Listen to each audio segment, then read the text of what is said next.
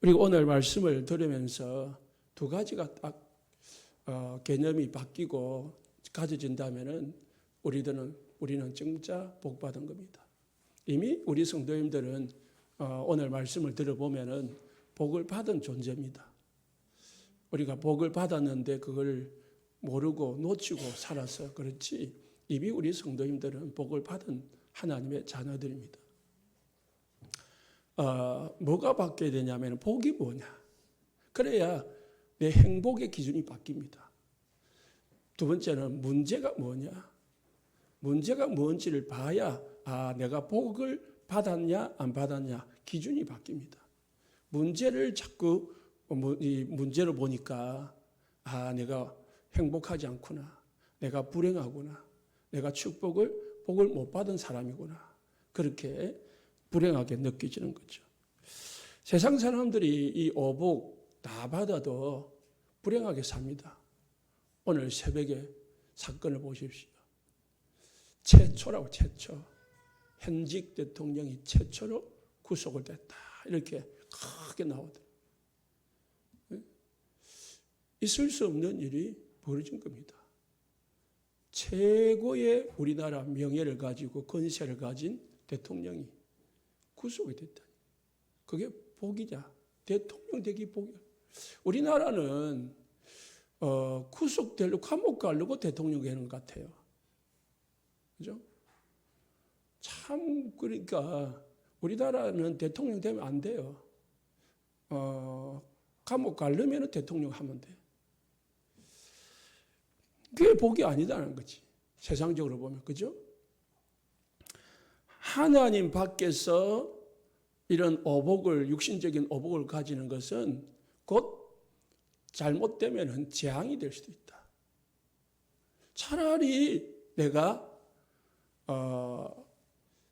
복권에 당첨되지 않았더라면, 그잖아요. 괜히 복권에 당첨돼 가지고 우리 집이 깨져버리고 이혼하고 내가 마약에 빠지고 중독에 빠지고 거짓 신세가 된 사람이 얼마나 많다. 차라리 우리 집이 가난했더라면, 돈이 조금 생기니까 그것 때문에 막 서로 죽이니 싸우니 막, 차라리 부모가 유산을 남기지 않았더라면, 그런데 하잖아요. 그렇잖아요. 그 왜 그럽니까? 세상이 말하는 그 복 때문에 그러는 거거든요. 그래서 성경은 복을 받은 사람이 돈을 가져야 돼요. 복을 받은 사람이 건강해야 돼요. 복을 받은 사람이 명예를 가져야 돼요. 복을 받지 못한 저주 재앙 상태 속에 있는 사람이 세상 것을 가지면은요, 그것을 가지고 자기를 위해서 쓰거든요. 그러니까 자기를 위해서 쓰는 것 같이 보이지만 결국은 사단에게 이용당하는 거거든요. 하나님을 위해서 쓰는 게 아니거든요. 우리가 기도를 늘 합니다. 빛의 경제, 그잖아요. 빛의 경제라는 말은 하나님 나에게 빛의 경제를 주십시오라는 말은 뭘 달라는 말입니까? 돈을 주십시오 이 말 아닙니까? 돈 많이 벌게 해주십시오. 우리 집에 경제가 많아지게 해주십시오. 그 말이잖아요. 좋게 말해서 빛의 경제지. 마음속은 뭐예요? 돈이 많고 싶은 거야. 많이 벌고 싶은 거야. 그런데 빛의 경제라는 거는요, 복을 가진 내가 복음을 위해서, 하나님을 위해서 쓰는 그 경제가 빛의 경제입니다. 나를 위해서, 내 육신을 위해서 쓰는 것은 빛의 경제가 아니에요.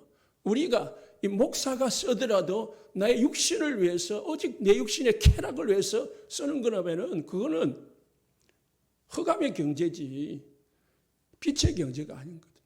빛의 경제라는 것은 하나님이 주신 것, 아니 내가 이 세상에 가진 것을 가지고 복음을 위해서, 사람을 살리기 위해서 쓰는 경제를 빛의 경제.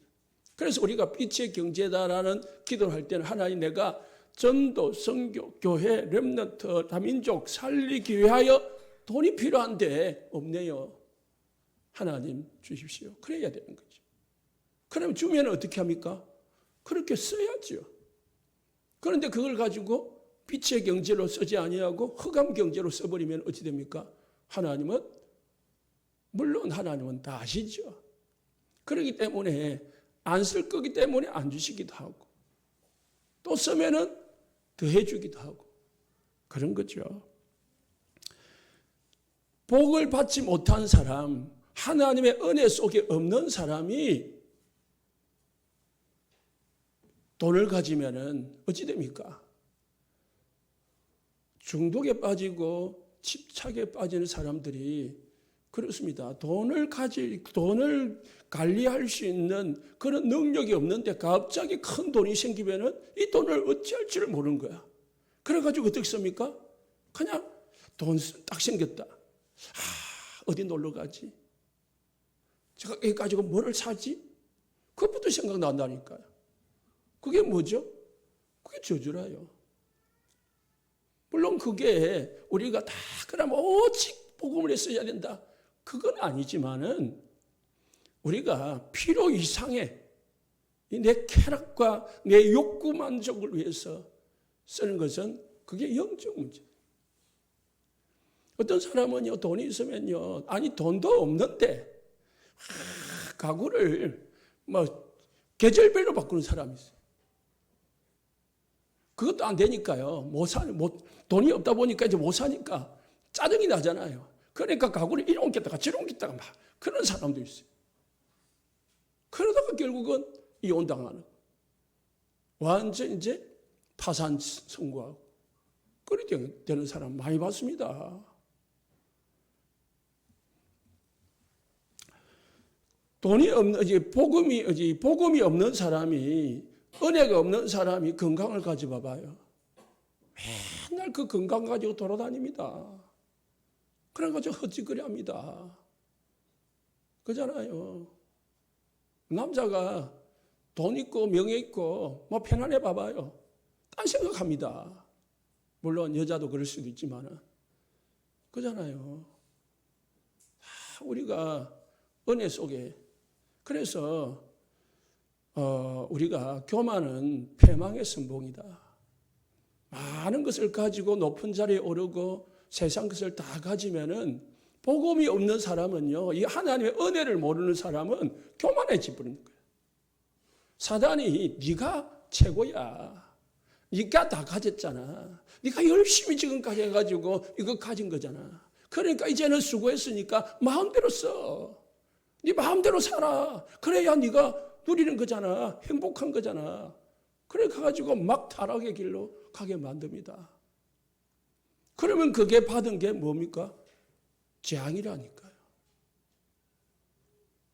그래서 잠언서 17장 1절에는 떡 한 조각만 있어도 화목하는 것이 제육이 집에 가득하고도 다투는 것보다 나으니라. 제육볶음 알지요? 고기가 많은 것보다 가득한데 매일 싸우는 것보다 그냥 가난한 게 낫다는 거지. 가난하게 살라는 말이 아닙니다.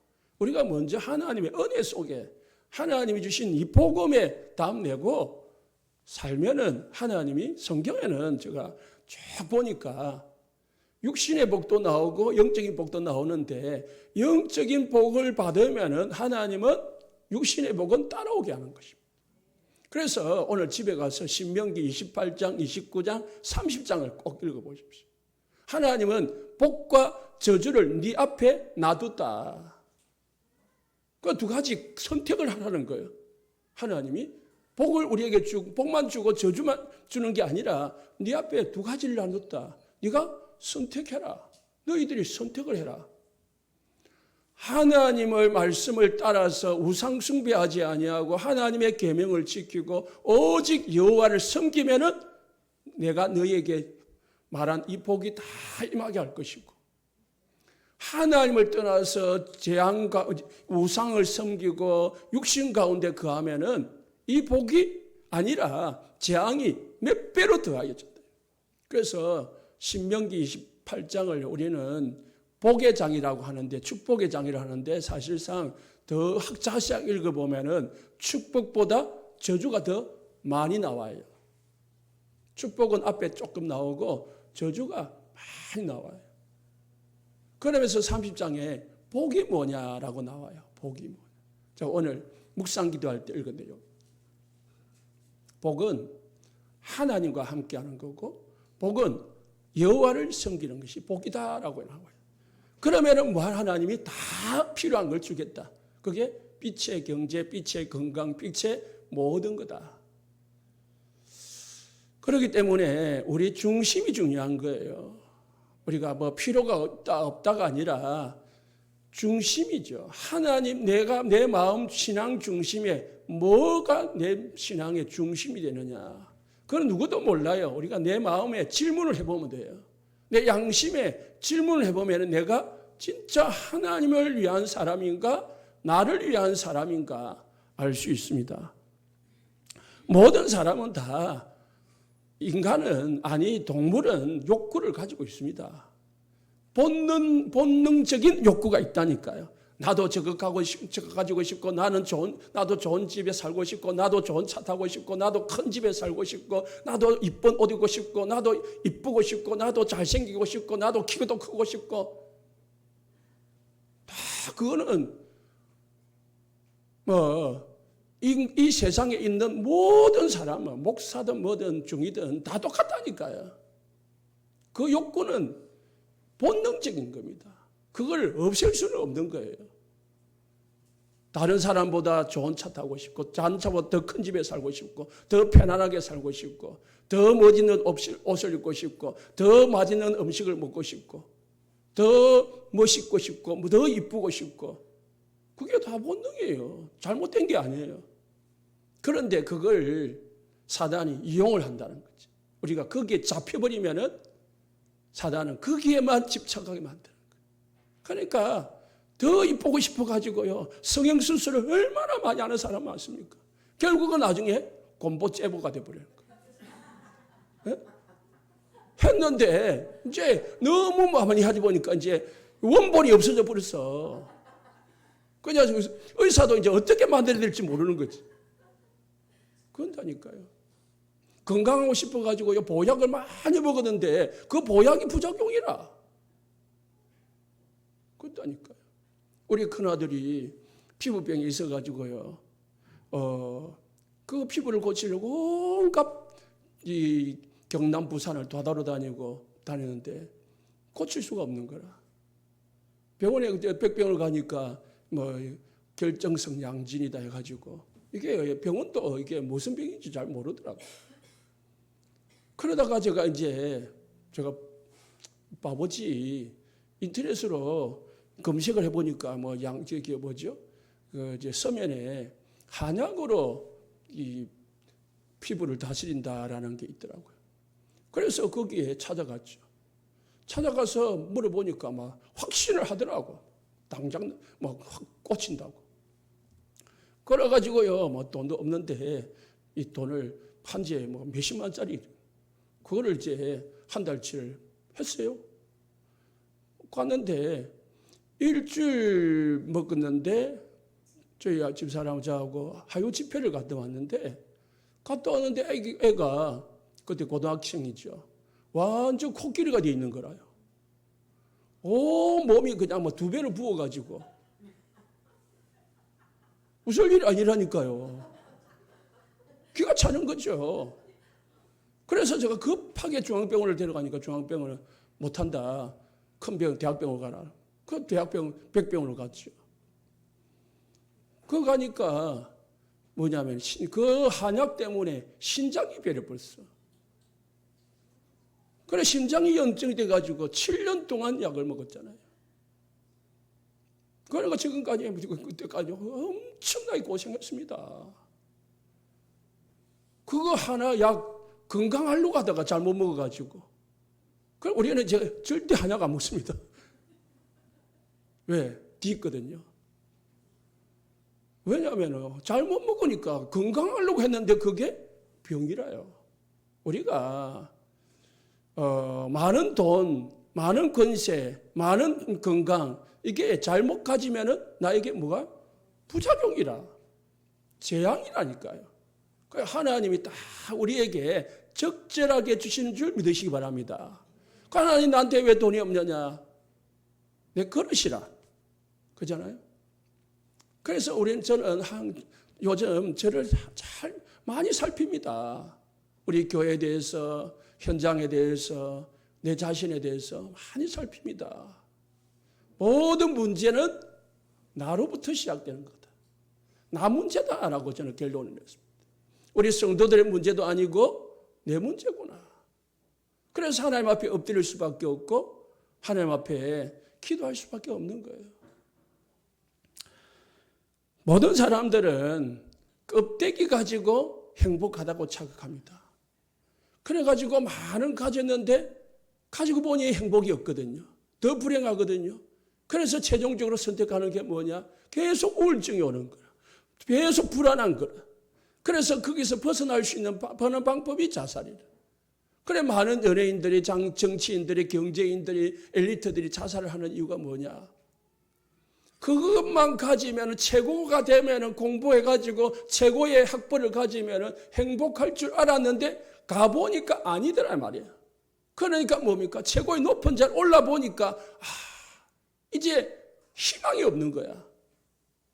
뭔가 다음 게 있으면 또 해볼겠는데 이제 더 이상 해볼 게 없는 거지. 최고의 인기 자리여가지고 온갖 인기를 누렸는데 내 마음은 허전하고 불안하고 힘이 빠지는 거지. 그러니까 이제 어떻게 해야 되냐면 하는 게 이제 중독이고 마약이고 그걸 하다가 그것도 하루 몇 번이지 잠시지 영원한 게 아닌 거지. 그래서 인생을 배려부른 거죠. 그런데 이제 성경은 뭐냐? 창세기 1장 22절에 그들에게 복을 주시며 이르시되 생육하고 번성하여 땅의 바다에 충만하라. 새들도 땅에 번성하라 하시니라. 하나님이 새와 물고기를 만드시고요. 뭐라고 했다고요? 복을 주셨다. 새 물고기가 뭐가 복이 있겠습니까? 많이 물 먹는 거, 많이 벌레 잡아먹는 그게 복이냐? 그게 아니라 마음껏 물을 헤엄쳐 다니고 마음껏 하늘을 날아다니도록 만든 게 복이다. 그게 창조 원리예요. 모든 새는 마음껏 공중으로 날아다니는 거. 모든 물고기는 마음껏 물에서 헤엄쳐 다니는 그게 복이다. 그럼 이 나무는 복이 없는 거지. 잡혀 있는 거라요. 그잖아요. 우리 인간은 창세기 1장 26절에 27절 보니까 하나님이 우리의 형상을 따라 우리의 모양대로 사람을 만들자. 하나님이 우리 인간을 만드실 때에 하나님의 형상대로 창조했다. 그리고 창세기 2장 7절에 우리 인간에게 생명을 불어넣습니다. 성령을 불어넣습니다. 그래서 생명이 된지라 성령이 충만했다고 했습니다. 우리 인간이 하나님을 만나고 하나님으로 충만할 때 우리 인간은 참 행복을 가질 수가 있다는 것입니다. 그걸 알아야 됩니다. 그래서 우리 성도님들은 오늘 당장 하나님과 함께하는 축복을 누리시기를 축복합니다. 하나님이 나와 함께하는 것을 확인하고 하나님께서 나와 함께 하시는 것을 믿으시고 하나님께서 나와 함께 하심을 누리는 것이 내가 진짜 마음에 나도 모르게 기쁨이 오고 평안이 오고 감사가 생기고 그러해진다니까요. 그렇게 될 정도로 그렇게다. 우리가 하나님과 함께하는 축복을 누리시기 바랍니다. 그래서 우리 인간이 하나님이 만드신 의도대로 창조의 목적대로 우리가 살아간다면 우리는 행복한 사람이 되는 겁니다. 그러면 하나님의 목적이 뭐냐? 우리를 창조한 의도가 뭐냐? 이사야서 43장 21절에 이 백성은 내가 나를 위하여 지었나니 하나님을 위해서 우리가 지음을 받은 거예요. 내가 나를 위해서 이 땅에서 살아가는 게 아니고 하나님을 위해서 살아갈 때 우리에게 하나님께서는 우리에게 행복을 준다. 그래서 나를 찬송하게 하려 함이라. 하나님을 정말로 기쁨으로, 하나님을 구주로, 하나님의 나의 주인으로 찬송할 수 있다면 그게 행복인 겁니다. 내 입에서 찬송이 흘러나오고, 내 입에서 하나님을 구하는 기도가 나오고, 내 마음이 하나님을 향하여 산다면 내가 복받은 사람이고, 아니 복을 누리고 있는 상태입니다. 그래서 히브리서에 원어로 보니까 복받았다라는 단어는 하나님이 함께한다라는 단어와 똑같답니다. 의미가. 그러니까 하나님이 함께한다라는 것은 내가 복을 받았다라는 말입니다. 우리 인간은 하나님과 함께 살도록 창조됐습니다. 그래서 우리는 하나님 안에서 마음껏 경제나 건강이나 모든 것을 받고 누리는 것이 필요합니다. 하나님을 떠나서 가지는 것은 뭐라고요? 재앙이 될 수 있다.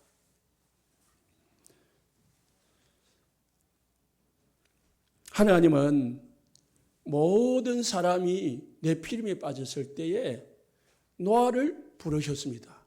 그때에 뭐라고 성경이 되어 있냐면은 창세기 6장 8절에 노아는 여호와께 은혜를 입었더라. 그게 복이에요. 모든 사람들이 육신의 쾌락 속에서 육신이 되었을 때에 하나님의 아들들이 사람의 딸들의 아름다움을 보고 세상을 쫓아가고 육신을 쫓아가고 그래서 귀신에게 당하고 끌려다니고 있을 때에 에베소 2장 1절에 죽었던 너희 죽어 있을 때에 2절 3절에 세상 풍속을 쫓고 공중권세 잡은 자 따라다니면서 결국은 진노당할 그 상태에 있을 때에 하나님은 많은 사람 중에서 한 사람을 탁 은혜를 주신 거예요. 누구에게요? 노아에게. 그게 노아가 복을 받은 거예요. 그래서 노아는 방주를 지어서 복을 받은 게 아니고 하나님께 복을 받아서 방주를 지을 수 있는 사명을 받은 거예요. 우리가 이 세상에서 살아가고 하나님 없이 살아갈 때 하나님은 우리를 택하셔서 우리를 부르셔서 하나님의 자녀가 됐다니까요. 에베소서 1장 3절에 5절에 찬송하리로다 하나님과 우리 주 예수 그리스도 아버지께서 그리스도 안에서 하늘에 속한 신령한 복을 우리에게 주시려고 하늘에 속한 신령한 복을 우리에게 주시되 창세전에 그리스도 안에서 우리를 택하시고 5절에 그 기쁘신 뜻대로 우리를 예정하사 예수 그리스도로 아들들이 되게 하셨느니라. 이게 우리가 복을 받았다는 증거입니다. 저주 가운데 있을 때에 하나님을 떠나 있을 때 하나님은 우리를 눈여겨보시고 우리를 우리를 택하셔서 우리를 부르셔서 하나님의 자녀로 부르셨다. 그게 노아가 받은 축복이 우리에게 임했다는 것입니다. 그래서 노아는 하나님의 말씀 따라 방주를 지어서 세계를 정복하는 응답을 누렸습니다. 그래서 우리는 하나님의 은혜를 입는 것이 먼저입니다. 그러고 나서 하나님이 신 사명을 감당하는 겁니다. 그러면은 하나님 그 사명 감당에 맞는 응답을 또 주는 겁니다. 바벨탑으로 모든 세상이 무너져 있을 때에 혼란 속에 있을 때 하나님은 갈대아 우르 속에서 아브라함을 부르셨습니다. 자, 우리 성도님들 보십시오. 아브라함이 아버지하고 어머니하고 동네에서 가족들하고 같이 사는 게 행복할까요? 육신적으로 보면은 혼자서 나와가지고 아무도 없는 가나안 땅에 나와서 혼자서 저 앉아 있는 그게 복일까요? 육신적으로 보면은 집에 있는 게 복이잖아요. 따뜻한 집에서 따뜻한 밥 얻어 먹고 그렇게 사는 게 복이잖아요. 우리가 늘 말하잖아요. 집 나가면은 고생이다. 개고생이다. 그러잖아요. 우리가 여행을 가도 아이고 3일 4일 밖에 있다가 집 오니까 아이고 좋다 하잖아요. 응? 아브라함이 지금 본토 친척 아비 집을 떠나가지고 혼자서 정처 없이 아무 목적과 계획과 아무 소망도 없이 그냥 떠난 거예요. 그런데 도착해 보니까 아무것도 없는 허벌판, 그것도 물도 없는 가나안 땅이라. 그러면은 아브라함이 복 받은 겁니까? 재앙 받은 겁니까? 그런데 성경은 창세기 12장 2절에 너는 복이 될지니라. 너를 축복하는 자가 축복한 자에게 축복을 주고 내가 너를 저주하는 자에게 저주할 것이다. 네 민족은 이로 말미암아 천하 만민이 복을 받게 할 것이다. 하나님의 언약의 여정을 따라가는 사람이 복이 있는 사람이에요.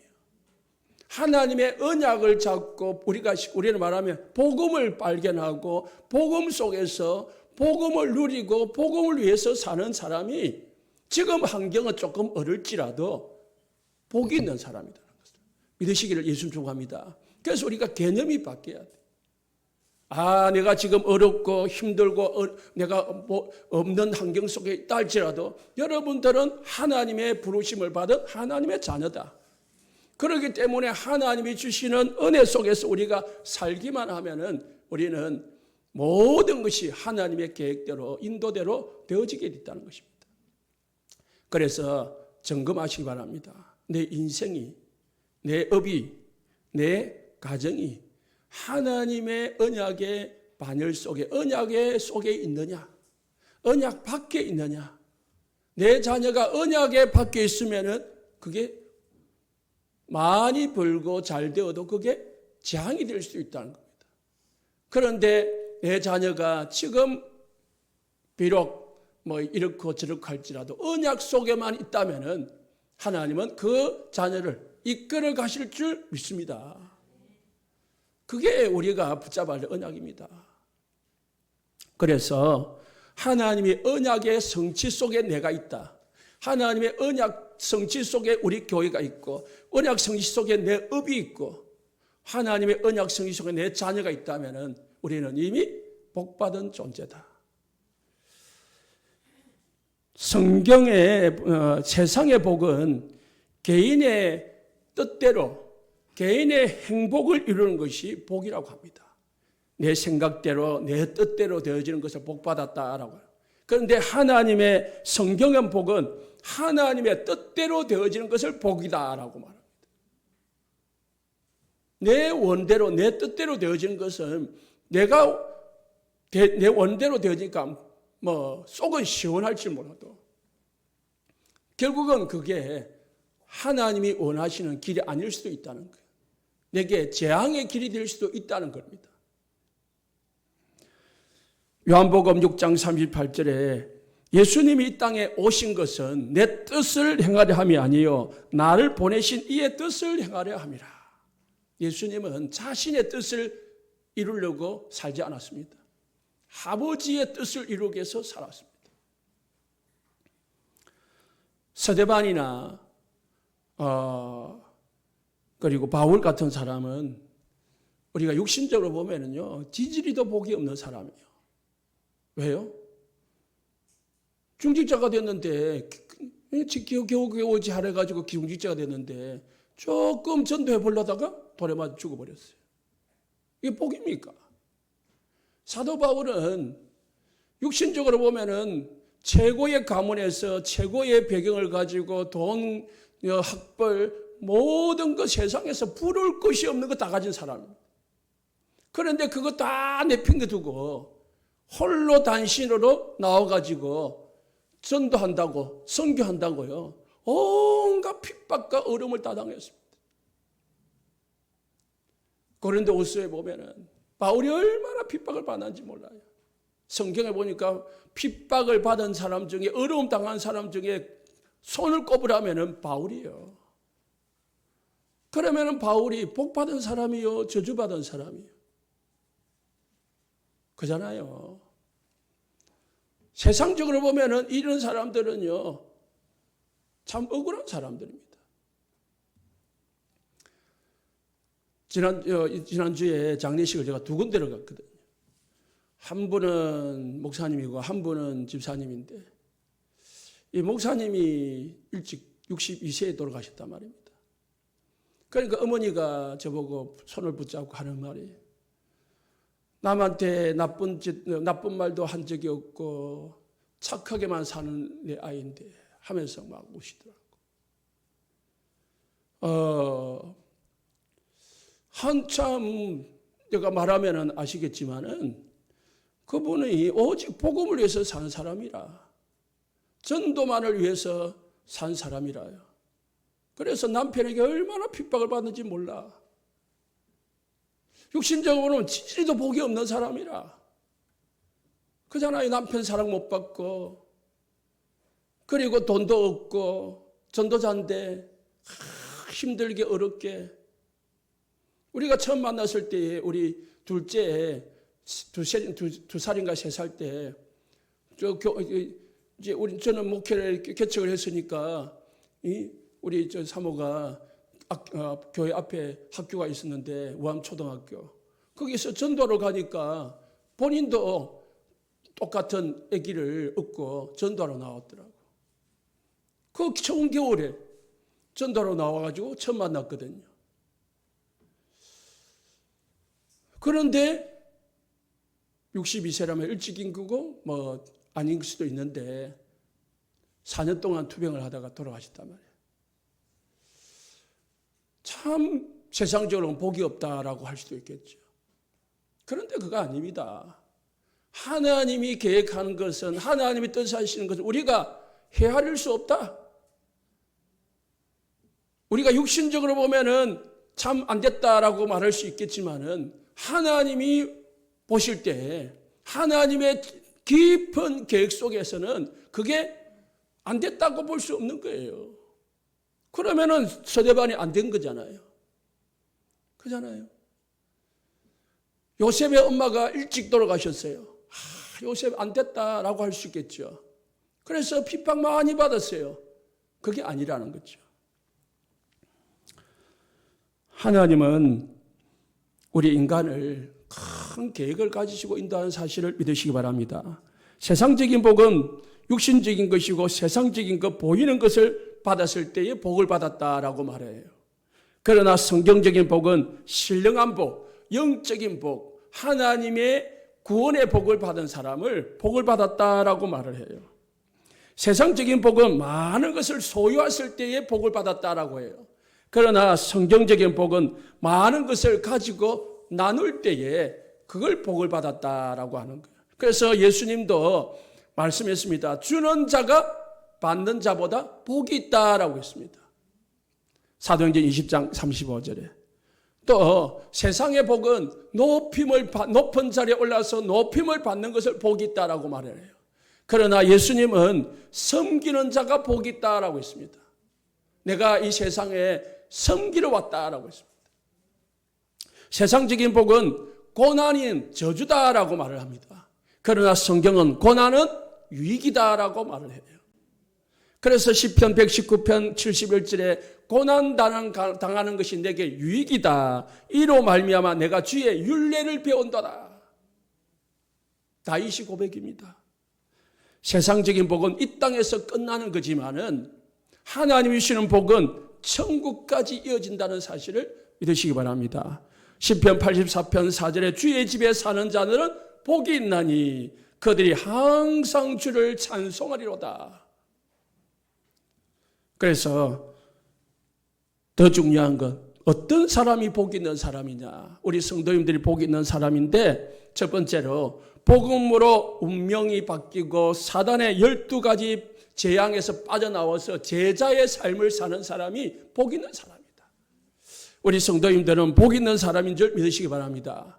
완전 12가지 재앙에서 완전 빠져나오시기를 예수님 축복합니다. 그러면 내가 복받은 사람이구나 알 수 있어요. 그리고 성부, 성자, 성령, 보좌의 능력이 성삼 하나님이 우리와 함께하고 그분이 우리를 인도하고 그분이 우리에게 기도를 응답하고 그분을 섬기다가 우리가 하나님 나라 가는 것이 복이 있는 자다. 우리가 하나님으로부터 기도하고 하나님께 응답을 받고 하나님의 인도를 받을 수 있다면 저와 여러분들은 복이 있는 사람인 줄 믿으시기 바랍니다. 운명에서 못 빠져나온 사람, 그래서 무리로 사는 사람, 그 사람은 복 있는 사람이 아니라니까요.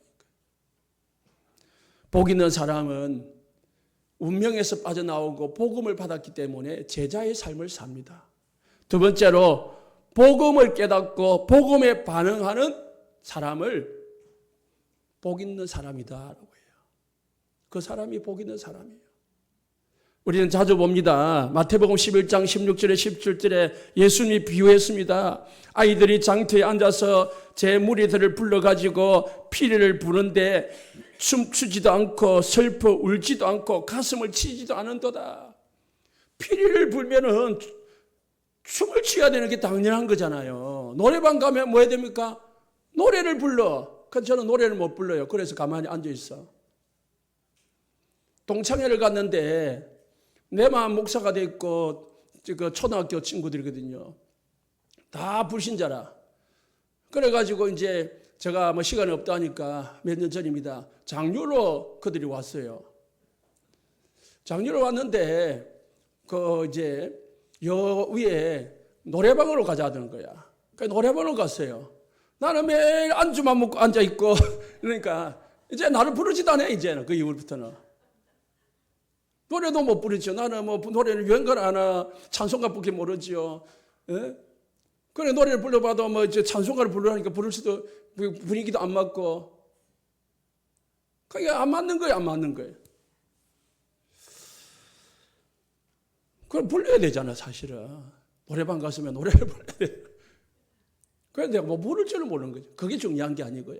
마음이 피리를 부르는데 악기를 부르는데 노래를 부르지 않는 거야. 교회 왔는데 예배를 드리는데 찬송이 안 나와. 그게 뭐예요? 그게 불쌍한 거예요. 하나님 앞에 엎드려서 기도하는데 기도가 안 나와. 그게 불쌍한 거예요. 말씀이 들렸는데 말씀이 내 속에 안 들려져요. 그게 불쌍한 거라니까요. 그래서 21절에 화 있을진저 고라시나 화 있을진저 벳세다야 너희에게 행한 모든 권능을 두로와 시돈에게 행하였더라면 그들이 벌써 배옷을 입고 제 앉아 회개하였으리라.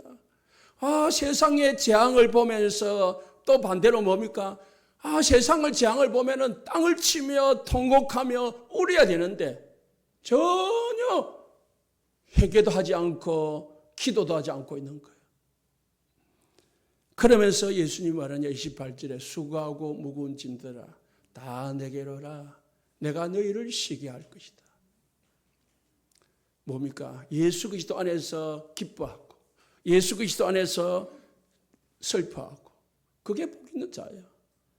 그게 우리가 받은 구원입니다. 감정이 메말라 있다. 명할 수도 있습니다. 어떤 사람은 하도 울어가지고 눈물이 안 나와도 짜도 이제 눈물이 안 나오는 사람들. 그 말이 아닙니다. 기쁨도 없고 슬픔도 없고 전혀 영적 감정이 없는 사람. 그게 불쌍한 자라니까요. 여러분 찬송을 부를 때 눈물도 나오고. 우리 김효 구사님 오늘 오셨네. 너무 울었어요. 그렇지만은 그잖아요. 그게 복 있는 자거든요. 찬송할 때마다 눈물이 나오고 말씀을 들어도 눈물이 나오고 그게 복 있는 자거든요. 우리가 하나님의 말씀에 갈급한 사람, 그게 복 있는 사람입니다. 영적인 사실이 믿어지는 사람, 그게 복 있는 사람이라니까요. 그런데 아무리 몇 년을 믿어도 몇 년을 교회를 다녀도 이게 이해가 안 되는 사람이 있어요. 아니 영적 사실이 이해가 안 되지가 못 받아지는 사람이 있다니까. 참 불쌍한 사람들입니다. 그래서 마태복음 13장 예수님이 씨 뿌리는 비유를 하면서 하신 말씀이 보아도 보지 못하고 들어도 듣지 못하고 깨닫지 못함이라. 그러나 너희는 제자들은 봄으로 눈으로 보고 귀로 들음으로 너희들은 복이 있다. 유대인들은 바리새인들은 들어도 못 깨닫고, 예? 봐도 제대로 영적으로 못 보고, 그래서 예수님은 그들에게 저주가 있다 했습니다. 그런데 너희들은 눈으로 보고 귀로 들을 수 있으니 복이 있다. 이거는 육신적인 눈, 육신적인 귀를 말하는 게 아닙니다. 세 번째는 항상 우리가 갈급해서 하나님을 바라보고 항상 하나님을 찾는 성도가 복이 있는 사람입니다. 그래서 문제가 축복이다라는 말입니다. 문제가 오면 하나님을 바라보잖아요. 문제가 오면 하나님 앞에 엎드리잖아요. 문제가 오면 하나님을 구하잖아요. 그래서 문제가 축복이라는 거예요. 그런데 어떤 사람은요, 문제가 오다 안 찾는 사람이 있어요. 계속 불신앙하면서, 불신앙하고, 그리고 인본주의 쓰고, 결국은 뭐합니까? 떠나가는 사람이 있어요. 예수를 안 믿어. 교회를 안 다녀요. 불쌍한 사람이잖아요. 이 은혜의 자리에 와 있으면서도. 그래서 요나서 2장 2절에 내가 받는 고난으로 말미암아 여호와께 불려 아뢰었더니 주께서 내게 응답하셨고 내가 서울의 뱃속에서 부르짖더니 주께서 내 음성을 들으셨나이다. 요나가 하나님의 말씀을 듣지 아니하고 니느웨로 가야 되는데 다시스로 도망을 갔어요. 하나님께서 요나에게 고난을 주셨습니다. 요나에게 풍랑을 주시고 요나를 물고기 뱃속으로 집어넣었습니다. 그때 요나가 뱃속에서 하나님 앞에 한 기도입니다. 내가 받는 고난으로 말미암아 여호와께 불러 아뢰었더니 주께서 내게 대답하셨다. 고난을 안 당하시면 요나는 지 마음대로 갔을 거라요. 하나님하고 전혀 상관없는 다시스로 가서 가만히 놀고 묵고 살았을 거예요. 하나님은 요나를 콜하신 겁니다. 이사야 시편 144편 15절에 그래서 이러한 백성은 복이 있나니 어떤 백성입니까? 여호와를 자기 하나님으로 삼는 자가 복이 있다. 하나님을 나의 하나님으로 삼는 자가 복이 있다라고 하셨습니다. 시편 84편 12절에 만군의 여호와여 주께 의지하는 자가 복이 있나이다. 주를 의지하는 자가 복이 있는 겁니다. 그래서 오늘 본문을 보면은 다음 주 더 구체적으로 말씀드리겠지만은 우리가 심령이 가난할 때에 하나님을 찾게 되고 그래서 하나님을 누리니까 천국이 임하는 겁니다. 그래서 복이 있다고 하는 거예요. 애통할 때에 거기에서 하나님을 구하니까 복이 있는 거예요. 온유한 자, 의에 줄이고 목마른 자, 긍휼히 기는 자, 마음이 청결한 자, 그래서 복이 있다는 거예요. 그리고 여러분이 잘 아는 시편 1편 1절에 3절 보니까 복 있는 사람은 했습니다. 우리가 교동문을 지난주에 했는데 제가 오늘 한 번 더 했거든요. 왜? 복 있는 사람은 했습니다. 우리가 이걸 잘못 해석합니다. 복이 있는 사람은 악인의 꾀를 따르지 아니하며 죄인의 길에 서지 아니하며 오만한 자리에 앉지 아니하고 있습니다. 여호와의 율법을 즐거워하여 주의 묵상하는 자로다 했습니다. 악인의 꾀를 따르지 아니하고 죄인의 길에 서지 아니하고 오만한 자의 자리에 앉지 아니하고 날마다 하나님의 말씀을 묵상하면은 하나님 복을 준다라고 말씀을 할 수 있는데 그 말이 아니라 반대입니다. 복이 있는 자는 뭐합니까? 악인의 꾀를 따라가지 않아요. 정말 하나님과 함께하면서 하나님의 여호와를 은혜를 속에 있는 자는 죄인의 길에 서지 않습니다. 내가 정말 복음 속에 하나님 24 은혜 속에 있는 사람은 오만한 자라니 오만하지 않습니다. 왜? 모든 것이 하나님의 은혜이기 때문에. 그래서 여호와 율법을 주야로 묵상하는 게 아니고 묵상하게 되어 있습니다. 여호와 율법이 자꾸 하나님의 말씀이 듣고 싶어. 하나님의 말씀이 자꾸 가지고 싶어. 그게 뭐라고요? 복이 있는 사람이니까. 그러다 보니까 결국은 열매가 맺혀지는데 사시사철 시냇가에 심은 나무가 열매를 맺으며 잎사귀가 마르지 아니한 같이 계속 열매가 여호와와 함께하기 때문에 여호와께서 나를 축복하고 계시기 때문에 열매가 맺혀지는 겁니다. 우리가 이걸 잘못 해석하면 내 행위로 해석할 수 있어요. 내가 악한 일을 행하지 않고 죄인들의 삶을 살지 않고 내가 교만하지 아니하고 말씀을 계속 읽으면은 하나님이 내게 복을 주신다. 그거는 힘든 거예요. 그거는 종교입니다. 복음은 반대입니다. 내가 복음 속에 내가 이 복 있는 사람으로 살면은 뭐합니까? 하나님이 나에게 이런 삶을 살도록 허락하신다는 거지. 결론입니다. 그래서 요한 3서 1장 2절에 보니까 영혼이 먼저 잘 되고 그래서 범사가 잘 되고 강건한 사람이 복 있는 사람이에요. 영혼은 잘못되어 있는데 모든 범사가 잘 되고 모든 건강이 오복이 있다면 그 사람은 여호와를 찾지를 않아요. 그러면 그게 복입니까? 재앙입니까? 재앙이라니까. 영혼이 잘된 사람이 모든 것이 잘 돼야 복 있는 사람. 우리 모든 성도님들 따라합시다. 나는 복받은 사람이다. 이제 복을 누리면 된다. 합심해서 기도하겠습니다.